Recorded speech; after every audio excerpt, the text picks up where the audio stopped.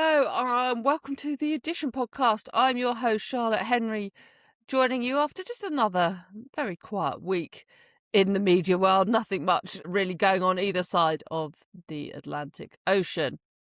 So we're going to have a chilled one today. It's going to be really nice. I'm joined by Adam Cailler, who is a reporter, is a senior reporter at the Daily Star.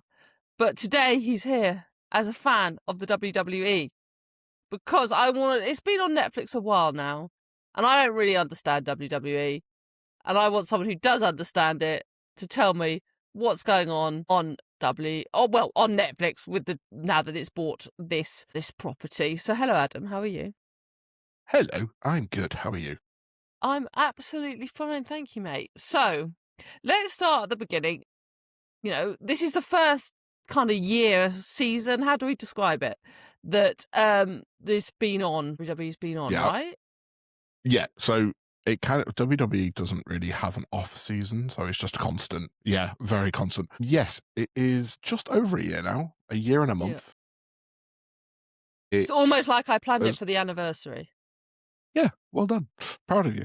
Thanks, mate. It's a 10-year part of a 10-year deal, which cost $5 billion. It cost all the money. It cost a lot of money, and which also came with all the back catalogue of everything that was on their own network that they shut down to join Netflix. Netflix. It's funny, right? So when I was a kid many, many, many years ago, for me, Sky Sports was WWE, right? Yeah. For years and years and years, Sky Sports was the home. It was then WWF, wasn't it? That's how far back we're going. It was, and then some people trying to protect pandas got upset. And then it became WWE. And then it went to TNT Sports for a bit, didn't it? Yeah. So, yeah, I mean, everyone used to have Sky Sports for either football or wrestling. You'd never really watched Sky Sports for anything else in those days. And they were together. They were apart, maybe a little bit, but they were a partnership for the best part of 20 years, probably longer. And then all of a sudden they jumped to TNT, but TNT shot themselves in the foot by doing nothing, literally nothing with WWE. It was kind of known behind the scenes that the deal wasn't really working from day one. The only thing that TNT offered WWE was during the pandemic. Just before the pandemic, WWE launched its own UK brand. It's called NXT UK, which was doing okay. But when the pandemic and everything shut down, they needed a place to film it. So TNT, which then became BT, offered its studios to film the show. BT became TNT. Sorry, other way around. Is that where it happened? Yeah. So they offered the studios to WWE, and that was such a mistake because the product was virtually unwatchable because the studio was not made. It was not made for that kind of thing. So then that brand got cancelled, and then very quickly the deal ended, and then the Netflix deal was announced. But there was a weird period where TNT could have said, "Oh, we'll keep you on for a bit longer," because the deal ended 2 weeks before they joined Netflix, and there was nowhere to show the show. So rather than being nice about it, TNT went, "No, we're not interested." So WWE went to YouTube for 2 weeks and showed everything on there for free, which was just great. It's been a rocky few years for WWE on UK It's TV. really interesting because I'm not a WWE fan. I don't quite get it. You can explain to me why in a bit. But as I say, I completely have in my mind this image of it being associated in the UK with Sky Sports. And then there was quite a shock in sort of sports media and the fandom, as I understand it, when they made this jump to TNT. Then there was this greater shock, and it was a huge story in sort of the world that I cover, when Netflix picked it up, and it was the first sort of properly live, I'm not going to say sports, don't kill me. What do we have to call it? Sports entertainment. Sports, I mean, yeah, just call it sports entertainment.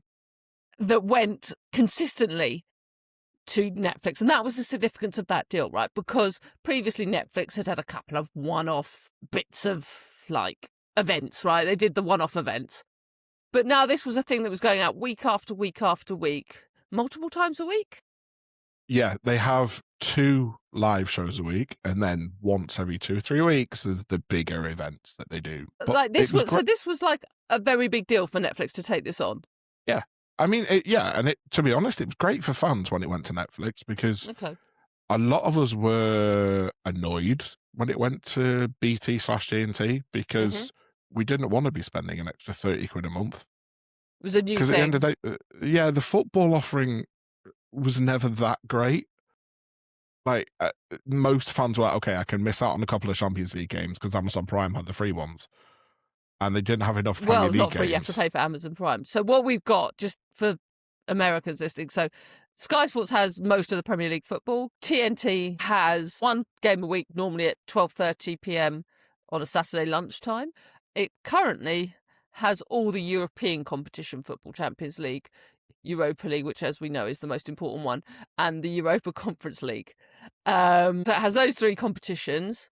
That's changing, as I've written about on the edition, but that's what it had for now. So you got a fairly decent chunk of football. But if your team's not in a European competition, you can probably sacrifice one Premier League game a week. Yeah.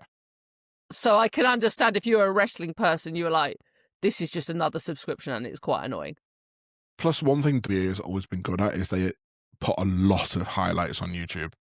So they'll put the key bits of every show on YouTube anyway. So it really wasn't justifying spending another 30 odd quid a month. So for someone that likes wrestling and football, you're like, I can justify having Sky Sports. There are multiple things I watch most nights. You're watching Sky Sports. Yeah. Whereas once it went to TNT, you're like, is there enough? Okay, I understand that. So the Netflix deal was great because A, most people already have Netflix, and B, if you don't and you have it in the cheapest package, you're looking at $4.99. So that's a hell of a lot cheaper than 30 quid. Sure. Yes, you can get the one with advertising for whatever it was then, $4.99, and you get all the content anyway. If you're watching WWE live, you're getting adverts anyway, so it doesn't really matter. Yeah, I mean, I totally understand that. They have this weird thing now where they do the ads, but we don't get ads in the UK on it. You just get this 3-minute weird music filler. Don't know why. So, yeah, it's a bit awkward. But, yeah, as I say, like, regardless of what price you pay, it's still worth it. Yeah. Yeah, because as you said, and I think I read this at the time, like, a lot of people will already have Netflix. So it's coming into a package you probably already have. And as a fan, what about the presentation side of it? It's kind of the same as it always has been. They had every 4 or 5 years, they changed the look of the shows anyway. So they did it about 2 years before they joined Netflix, and then because they joined Netflix, they changed it again. So in terms of the actual presentation, it's not really changed, to be fair, which is not a good or bad thing. It's just something we're used to with WWE. As I say, they change it all the time anyway. The product itself, not necessarily the production qualities, has improved greatly. Like the actual in-ring and the drama side to it has improved because they can get away with doing more adult stuff. Explain that. Okay, so for years they went PG. Okay. When wrestling was big in the UK, remember, I'm an idiot who doesn't understand this world at all. Yeah, so when it was big in the UK and you had like big names like The Rock, Stone Cold Steve Austin, all that lot, it was very much PG-13 and above. So you had blood, you had real violence, you had swearing, you had all that kind of stuff. Then the panda thing happened, and it became the panda thing. When they became WWE? Yeah. We're calling that the panda thing now. Oh, I'm pretty We're calling it the panda thing. Cool, great. So when that happened and it became WWE, they pivoted to completely PG, child-friendly content, which is quite possibly one of the most boring periods of being a wrestling fan. So then the move to Netflix, they've had that freedom to go back to the slightly more edgier content, which has made it more watchable because they can do a lot more realistic stuff and you don't have to have these characters that are aimed at kids anymore. And it's worked in their favor because I think they've realized that actually the kids want to see the more adult characters. So, go on. Again, remember, I'm an idiot. Explain that a little bit more. So you had two kinds of characters during the PG era, which was basically big meaty men and small guys who would get beaten up by the big meaty men. It was literally watered down to something that simple very often. There was nothing kind of detailed about any of it. It was just very simple and it was a bit boring and, ooh, here's a championship belt and let's fight over it and that's it. now you've got storylines that you can invest in because they're actually about the human side of these characters. And if that means you've got Dwayne "The Rock" Johnson smacking someone's head against a bus and making him bleed and talking about how he's going to beat up his family kind of thing, that's more watchable than the stuff we've had to put up with for years. It sounds just what I want to settle down to after a day's work. Calming family television. I mean, it sounds it. I have picked up that The Rock keeps coming back. Yeah. The last time he came back was terrible because he brought Travis Scott with him and it was just really awkward television. So he hasn't been around for about 18 months because I think he's still trying to recover from that mess of an appearance. Right. Yes, I can see how that maybe didn't work. Yeah, you had Travis Scott lighting sage in the corner of the ring. It was like weird. Yeah. Come watch it on YouTube. Sure, I'll be doing that just after we've recorded this. Okay, so you as how can I put this candidly? You as an older fan, and more, you're not a kid, Adam, let's put it that way. You think Netflix have produced a better product and have had the freedom because it's been on a streaming service, not a mainstream TV channel. Yeah. And also they've pushed it worldwide. One of the really good things they've done is for years, if we wanted to watch a live show, you'd have to stay up till 1, 2 in the morning and watch it because that's when it's on in the US. So you're talking about the big events, the sort of Royal Rumble? No, just even the weekly shows. Okay. Like anything you wanted to watch, you would have to, if you wanted to watch it live and not have to wake up to someone spoiling it for you, you would have to watch it at 1 in the morning. Okay. As part of the Netflix deal, Netflix turned around and said, you're not doing that anymore. You're not pre-recording shows. If you're doing a UK tour and you're doing a Monday Night Raw show in London, then you will have to show it live. We don't care about the US audience and time differences. So when I'm kind of fascinated by that. Because there's more people outside of America. For years, it's just been such a US-based mindset of this is when we're going to show our stuff. We don't care about anyone else. So they were in Saudi last weekend for the Royal Rumble. That was on here at 7 o'clock. The US had it at like midday. We had it at 7 o'clock. It was great for us. And when they did the Monday night on a Saturday night. Yeah, it was perfect. Quite civilized. Yeah. And then they have the Monday Night Raw was taped a couple of weeks ago. Well, was shown live in London. Again, 7 o'clock here. But in the US, because of their deal with the USA Network, that was still shown at what would be 1 o'clock in the morning here. So some shows we actually see before they see it in the US now, which is a mad change from what it used to be. Yeah, that's really... So as a fan, you actually think you're getting a better experience now that's on Netflix?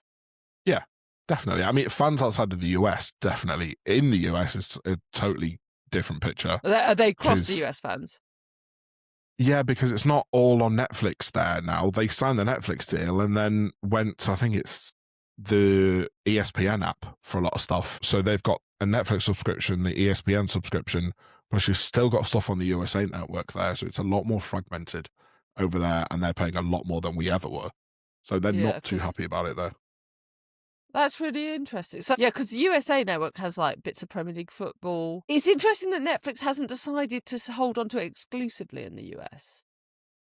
Yeah, not totally sure how or why that came about, but it was within about 6 months of the Netflix deal being announced. They suddenly went, well, we're having a deal with ESPN as well. So it's a bit odd.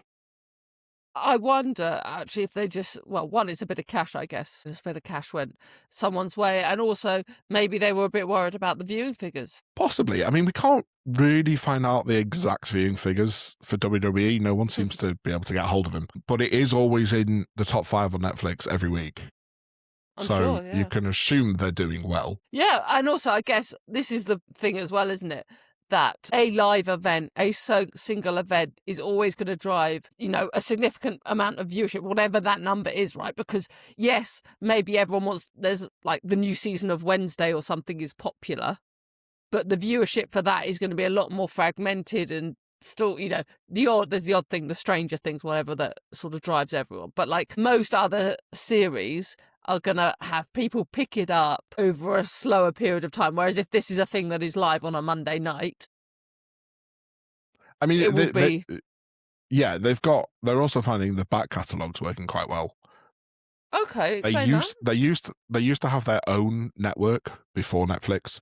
So there was a WWE network, which was only about 10 quid, which was 10 quid a month. But for a wrestling fan, it was worth it because you had every show in the history of the company going back 70, 80 years. You had from rival companies that no longer exist. You had everything on that. Netflix doesn't have the full load of it yet. I don't know if it ever will because the content library is so big. But the amount that they have is still very watchable for a lot of fans. And there's enough there for like a lapsed fan to go and catch up. And from what I've heard, it seems that the back catalogue is also doing better than they thought it would do. So do you think that's either from hardcore fans who hadn't paid the £10 or people who noticed it on their Netflix and were like, oh, I want to watch a bit more. Here's a older show. Yeah. I think it's a bit of both, but I also think the lapsed fan has kind of gone, well, I used to watch this 15, 20 years ago when I was a kid. Let's see what it's like now, which I think has really worked in their favour to do with this deal. Because the lapsed fan already had Netflix. It's come up on their Netflix homepage. Yeah. I can see that, and I can see suddenly why this deal is working for both parties. Because, if it's... we're working on the assumption that most people that watch TV probably have a Netflix subscription. As I put in my book, Streaming Wars, buy it now, thank you. The data show that people have two and a bit. I don't know if it's changed more recently as we've got more streaming services, but you can kind of assume people have a couple, maybe 2 or 3 streaming services. Maybe they have a music one. Normally the TV one they probably have is Netflix. So you maybe have Spotify, Netflix, and then maybe something else. So I guess a lot of people who want to watch a lot of TV will have a Netflix subscription already. And back to what you said at the top of the show, you were quite pleased that it turned up on a thing that you already had and you weren't paying additional money. So I can see that then if you chuck in a back catalogue as well, someone who, as you say, maybe watched it 15 years ago, didn't want to pay for Sky Sports or TNT, whichever one it was, suddenly found that a thing they kind of liked and kind of remembered was there and therefore watchable quite easily. And you could catch up a bit and whatever. Yeah, and I also think they've taken advantage in the European market of the fact that they can show it live whenever they want because they're now selling out arenas across Europe with the tours they're doing because people know that there used to be a history of tours in Europe being a bit rubbish where you would get people, they would just wheel out people who are not really on TV every week, plus maybe 1 or 2 top stars, if that. But now if you go to a show, because it's always on Netflix, they have to put on a good show. Otherwise, they ain't going to get the viewing figures. So the ticket sales in arenas is pretty much selling out now across Europe every single time they come here. So it's another advantage for those who actually go pay to see it live. One of the things I really wanted to talk to you about when we planned this discussion is the additional content. I'm talking the sort of Mr. McMahon docuseries type things. So me, not as a wrestling fan, was interested in that documentary series just because it was an interesting doc, right? How does that also work as someone who is a wrestling fan and it kind of becomes your hub for everything around this thing that you like? So far, with the extra content they've done, I think a lot of wrestling fans hate watching the stuff. Okay. They've done a series, so they've done a series called Unreal, and which is now just launched its 2nd series, which is very much a behind the scenes look. Every wrestling fan hates it with a passion because it takes away every single bit of mystique and intrigue behind what you're watching every week. There's a clip in it of one guy called Paul Heyman, who is an absolute legend. Like, he used to own a wrestling company. He's one of the best on the microphone, all that kind of thing. And he actually says in the show, I hate this show. This show shouldn't exist. And you just find a lot of people are watching that show to see just how bad it is. And it's the same with the Vince McMahon documentary. That was terrible. It was just Vince McMahon scoring an own goal the whole time, and it was really awkward to watch, and it put wrestling in a bad light for a lot of people. That doesn't make it terrible. I say terrible because it put wrestling in a bad light for a lot. Well, yeah.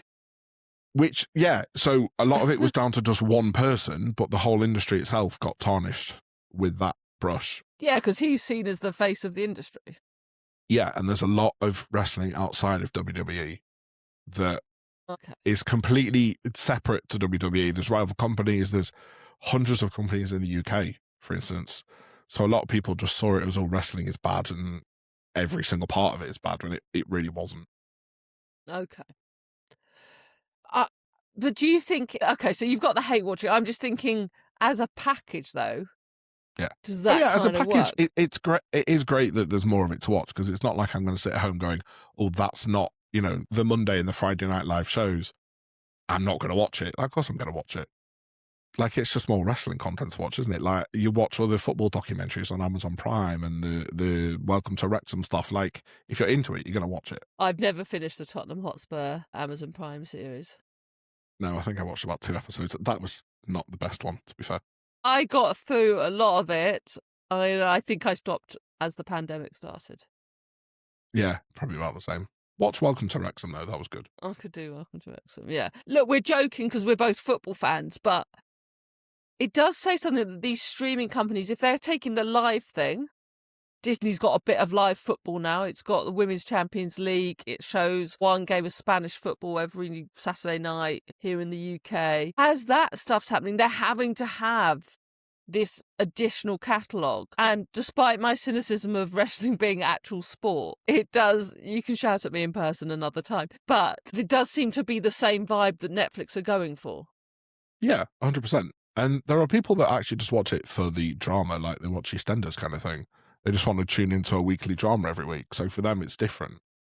Okay. I mean, there is a newer, younger group of wrestling fans who watch it for the sports side of it, but they tend not to watch WWE for that. They'll go to a rival company called AEW, which is weirdly shoved away on ITV. I don't know why it's still on ITV4 and 5 days after they show it in the US. So it's a bit weird. So yes, I see the kind of connection between that and all the other stuff. But yeah, it's been an interesting few years, shall we say, for wrestling fans. I'm being a bit sarky. Break down the kind of sport versus drama, real, not real. Like, even the show you've just mentioned was called Unreal. Just 30 seconds, break all that down for us. It's real in terms of if you get in a ring, it is going to hurt. It is not without its dangers, and there's a lot of athleticism. The drama stuff is scripted, but so is literally everything else you watch, unless you're watching an actual live football or like cricket game.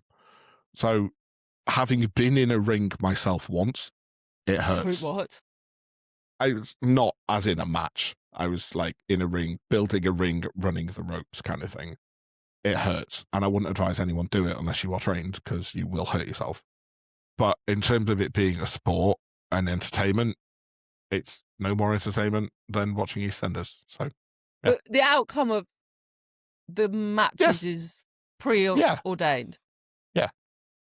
100%. But then sometimes things go wrong and things go off script. Like there was a couple of weeks ago, a championship changed hands completely out of the blue that wasn't meant to happen because a wrestler got knocked out, was meant to kick out of a pinfall, and the referee wasn't aware of that and counted to 3. So a championship changed hands on live TV, which wasn't meant to happen. So it does sometimes happen that it's not all goes to plan. I've really enjoyed chatting about this, not because I'll probably be turning into Monday Night Raw, though maybe I will now. Maybe you've converted me. Maybe I'll have to just get into it now.